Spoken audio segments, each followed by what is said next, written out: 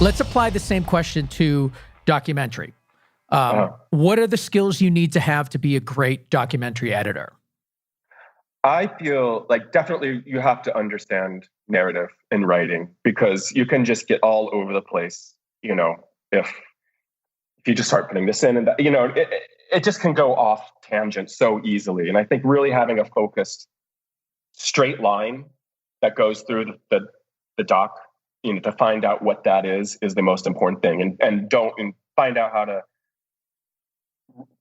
make that straight line with the fewest words possible in a way. Do you know what I mean? It's like this, I think you really have to just be very minimalist in the storytelling for that. So I think there's that, but I think also, but even for doc comedy and drama, I think you have to understand like other stuff. Like you have to understand writing for all of them. You kind of have to understand art for all of, like, what looks good. You know what I mean? What shot you're going to hang on because it's actually looks like a painting or something like that. I think you have to just get out of just your references and your inspirations being just film and TV. I think it has to be a bit holistic. Yeah. If that makes sense. Yeah. This idea of being a writer or having writing experience when you're editing a documentary, it's interesting to me because I've always really wondered when people are editing documentary, are you truly just handed a hard drive and they're like, here you go, make something out of it? I have been. I definitely have been. I've been given a hard drive. I mean, like, come back to me in 3 months. Wow. Yeah. I've worked with other doc directors who want to be in the edit with you all day, every day. This guy named James Jones, I worked with a lot in London. He does a lot of great stuff. He's very much like, he wants to watch everything with you, look at it, But I've worked with other people who are literally just like, get back to me when you have a rough cut. Wow. Yeah. So you're pulling, a lot of pressure. You're making the story in those instances. Yeah. A lot. I mean, not totally, because they filmed it and they picked the story, you know what I mean? Stuff. Of course. But yeah, you're definitely, yeah. In the case of Frontline, more of an episodic thing.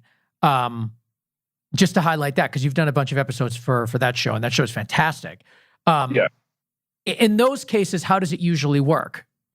That Frontline's a little bit different than other docs because there's usually a very quick turn. Like the last one I did, I think there were 4 editors on. Wow. Because they usually have, and they cut an hour. We did an hour in 4 weeks or something like that. Finished it in 4 weeks.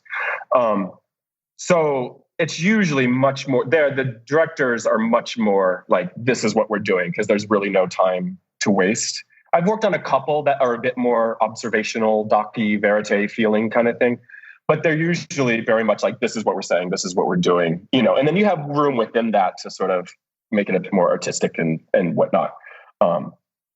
But yeah, there's not a lot of let's explore and find the story kind of stuff with Frontline. Yeah. Well, with that sort of deadline and timeline, how can it be? You can lose yourself in this footage for months. Yeah. That's it. They do give you they're great with if something is going well, they do extend stuff and push stuff if they're like, oh, this is going to be great, because they appreciate craft there. You know what I mean? And they let it go. Like they let you go over. They're not like, okay, we're done, just get it on the air. They never do that. They're always like pushing for it to be the best. So you can tell with the quality of the show. You can really tell. So that must be really fun for you, just loving documentary, working on a show like that. It is. It's intense. The COVID thing I did, it was like, I'm sitting here, I was editing here.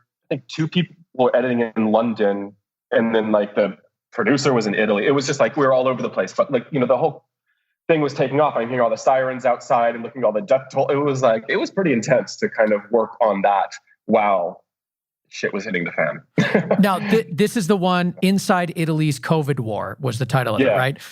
Yeah. So I haven't seen that one, but I definitely going to, because I'm interested in the topic and it's a great show. But were you were you living in the US during this time, or was this also where you were in London?